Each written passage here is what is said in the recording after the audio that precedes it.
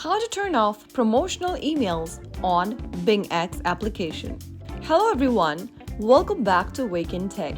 In this video, we are going to be learning how you can easily disable the promotional emails from the BingX app easily. So without wasting much of our time, let's get straight into the video. First things first, launch open BingX application on your smartphone and log into your account.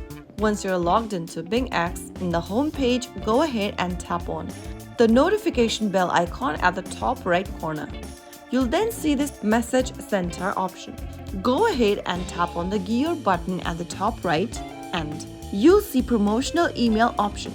Toggle off the button right next to promotional email and you'll be able to turn off the promotional email from BingX. You may still receive important service or security emails which can't usually be disabled. So that is how you easily turn off the promotional email on BingX application in just a couple of minutes. If you found the video helpful, don't forget to like, share and subscribe to our channel. I will be back again in the next episode. Thank you for watching.